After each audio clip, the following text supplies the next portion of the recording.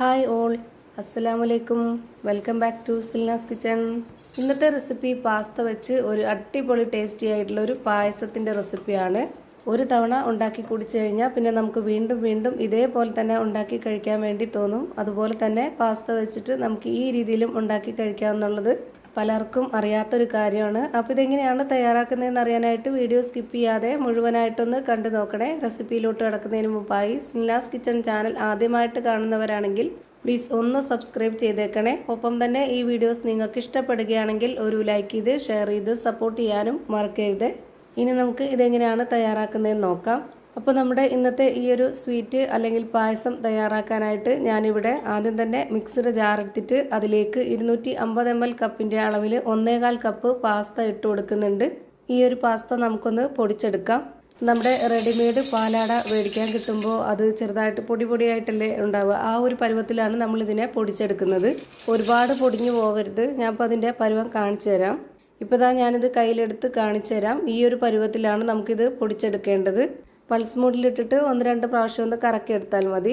അപ്പോൾ കറക്റ്റ് ഈ ഒരു പരുവത്തിൽ കിട്ടിക്കോളും. ഇനി ഇതൊന്ന് മാറ്റി വെച്ചേക്കാം. അടുത്തതായി ഇത് തയ്യാറാക്കുന്നത് എങ്ങനെയെന്ന് നോക്കാം. അതിനായിട്ട് സ്റ്റവിലേക്ക് ഒരു കടായി വെച്ച് കൊടുത്തിട്ടുണ്ട്. എന്നിട്ട് ഫ്ലെയിം ഓണാക്കിയതിന് ശേഷം നന്നായിട്ടൊന്ന് ചൂടായിട്ട് വരുമ്പോൾ അതിലേക്ക് 250 ml കപ്പിൻ്റെ അളവിൽ 1/4 കപ്പ് പഞ്ചസാര ഇട്ട് കൊടുത്തിട്ട് ഇതുപോലെ ഒന്ന് കാരമലൈസ് ചെയ്തെടുക്കുന്നുണ്ട്. ഒരുപാട് കളർ ചേഞ്ച് ആവുന്നവരെ വെയിറ്റ് ചെയ്യേണ്ട ആവശ്യമില്ല. നമുക്ക് ചെറുതായിട്ടൊന്ന് കളർ ചേഞ്ച് ആയാൽ മതി. ഒരുപാടായിപ്പോയാൽ അത് കയ്പ്പ് രസത്തിലോട്ട് പോകും. ഈ ഒരു പരുവത്തിലാണ് കാരമലൈസ് ചെയ്തെടുക്കുന്നതെങ്കിൽ നല്ലൊരു മണവും ടേസ്റ്റൊക്കെ ആയിരിക്കും. അപ്പോൾ ഇങ്ങനെ ആകുമ്പോൾ ഞാനൊന്ന് ലോ ഫ്ലെയിമിൽ ഇട്ട് കൊടുത്തിട്ട് ഇതിലേക്ക് പാലൊഴിച്ച് കൊടുക്കുന്നുണ്ട്. പാലൊഴിച്ച് കൊടുത്തതിന് ശേഷം പിന്നെ നമുക്ക് ഫ്ലെയിം കൂട്ടി വയ്ക്കാം. ഞാനിവിടെ എടുത്തിട്ടുള്ളത് കട്ടിയായിട്ടുള്ള പശുവിൻ പാലാണ്. 250 ml കപ്പിൻ്റെ അളവിൽ 2.25 കപ്പ് പാലെടുത്ത് ഒഴിച്ചു കൊടുത്തിട്ടുണ്ട്. ഇനി ഇത് ഹൈ ഫ്ലെയിമിൽ ഇട്ട് കൊടുത്തിട്ട് നന്നായിട്ടൊന്ന് ഇളക്കി കൊടുക്കാം. അതിൻ്റെ കൂടെ തന്നെ നമുക്ക് നല്ലൊരു മണത്തിന് വേണ്ടി ഒരു 3 ഏലക്കയും കൂടെ ചതച്ച് ഇട്ട് കൊടുക്കുന്നുണ്ട്. ഇനി നമ്മുടെ ആ ഒരു പഞ്ചസാര നല്ല പോലെ അലിഞ്ഞു വന്നോളും.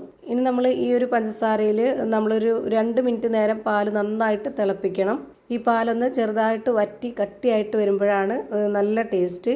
ഇനി അടുത്തതായിട്ട് ഞാൻ ഇതിലേക്ക് ഇട്ട് കൊടുക്കുന്നത് തേങ്ങാപ്പാലിൻ്റെ പാൽപ്പൊടിയാണ്. നിങ്ങൾക്ക് വേണമെന്നുണ്ടെങ്കിൽ പശുവിൻ പാലിൻ്റെ പാൽപ്പൊടി ഇട്ട് കൊടുത്താലും മതി. ഏതായിരുന്നാലും നല്ല ടേസ്റ്റാണ്. ഇപ്പോൾ പാലൊഴിച്ചതിന് ശേഷം 1-2 മിനിറ്റ് ആയിട്ടുണ്ട്. ചെറുതായിട്ടൊന്ന് പാല് വറ്റി കട്ടിയായിട്ട് വന്നിട്ടുണ്ട്. ഈ ഒരു സമയത്ത് ഞാനിതിലേക്ക് പൊടിച്ചു വെച്ചിരുന്ന ആ ഒരു പാസ്ത മുഴുവനായിട്ടും ഇട്ട് കൊടുക്കുന്നുണ്ട്. ഇനി ഇട്ട് കൊടുത്ത ഉടനെ തന്നെ കട്ട കെട്ടാതെ പെട്ടെന്ന് തന്നെ ഇളക്കി കൊടുത്ത് യോജിപ്പിച്ചെടുക്കുക. എന്നതിന് ശേഷം ഇതിലേക്ക് കുറച്ച് ക്യാരറ്റ് ഗ്രേറ്റ് ചെയ്തതാണ് ഇട്ട് കൊടുക്കുന്നത്. 250 ml കപ്പിൻ്റെ അളവിൽ 1 കപ്പ് ഗ്രേറ്റ് ചെയ്ത് എടുത്തിട്ടുള്ള ക്യാരറ്റാണ്. അത് മുഴുവനായിട്ടും ഇതിലേക്ക് ഇട്ട് കൊടുക്കുന്നുണ്ട്.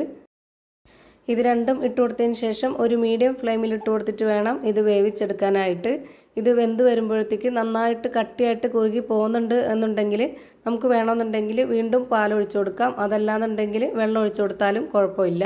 ഞാനിവിടെ 250 ml കപ്പിൻ്റെ അളവിൽ ഘട്ടം ഘട്ടമായിട്ട് 2 കപ്പ് വെള്ളം ഒഴിച്ചു കൊടുത്തിട്ടുണ്ട്. അപ്പോഴാണ് ഇതിൻ്റെ പരുവം കറക്റ്റ് ആയിട്ടുള്ളത്. പാസ്ത നല്ല ചവ്വരിയൊക്കെ ഉള്ള പോലെ തന്നെ നല്ല പോലെ കുറുകി വരുന്ന ഒന്നാണ്. അപ്പോൾ അതുകൊണ്ട് തന്നെ നല്ല കട്ടിയായിട്ട് പോവും. അപ്പോൾ നമുക്ക് ഏത് പരുവത്തിലാണോ വേണ്ടത് ആ ഒരു പരുവത്തിൽ നമ്മളിതിനെ റെഡിയാക്കി എടുക്കുക. ഇപ്പോൾ ഇത് നന്നായിട്ട് വേവിച്ചിട്ടുണ്ട്. ഈ ഒരു പരുവാണ് ഇതിൻ്റെ കറക്റ്റ് പരുവം. ഇപ്പോൾ കുറച്ച് ലൂസായിട്ടാണ് ഇരിക്കുന്നത്. ആ ഒരു പരുവത്തിൽ നമ്മളിതിൻ്റെ ഫ്ലെയിം ഓഫ് ചെയ്ത് കൊടുക്കുക. ഒരു 5 മിനിറ്റ് കഴിയുമ്പോഴേക്ക് നന്നായിട്ട് കറക്റ്റ് പരുവത്തിൽ കുറുകി കിട്ടും. ഇപ്പോൾ ഞാനൊരു പാൻ വെച്ച് കൊടുത്തതിന് ശേഷം അതിലേക്ക് ഫ്ലെയിം ഓണാക്കി കൊടുത്തിട്ട് ഒരു 2.25 സ്പൂൺ അളവിൽ നെയ്യ് ഒഴിച്ച് കൊടുത്തിട്ടുണ്ട്. അതിലേക്ക് ഇനി കുറച്ച് അണ്ടിപ്പരിപ്പും അതുപോലെ തന്നെ ഉണക്കമുന്തിരിയും ഇട്ട് കൊടുത്തിട്ട് ഇതുപോലെ നന്നായിട്ടൊന്ന് മൂപ്പിച്ചെടുക്കുന്നുണ്ട്. എന്നിട്ട് നമുക്ക് ഇതിന് മുകളിലേക്കായിട്ട് ഒഴിച്ചു കൊടുത്തിട്ട് ഇതുപോലെ നന്നായിട്ടൊന്ന് ഇളക്കി കൊടുക്കാം. ഇപ്പോൾ നല്ല പരുവത്തിന് കിട്ടിയിട്ടുണ്ട്. നന്നായി കുറുകി വന്നു. എപ്പോഴും ഒരേ രീതിയിൽ ട്രൈ ചെയ്ത് നോക്കാതെ ഇതുപോലെ ഒന്ന് വെറൈറ്റി ആയിട്ടൊന്ന് ചെയ്ത് നോക്കുക. കുട്ടികളുള്ള വീട്ടിലൊക്കെ സ്ഥിരമായിട്ടല്ലെങ്കിലും വല്ലപ്പോഴും ഒക്കെ മേടിക്കുന്ന ഒരു ഐറ്റമാണ് പാസ്ത. അപ്പോൾ നമ്മൾ ഒരു തവണ ഇതുപോലെ ഒന്ന് ട്രൈ ചെയ്ത് നോക്കുക. അപ്പോൾ നമ്മുടെ അടിപൊളി ടേസ്റ്റി ആയിട്ടുള്ള വെറൈറ്റി ആയിട്ടുള്ള ഒരു പായസം റെഡിയായി കിട്ടി.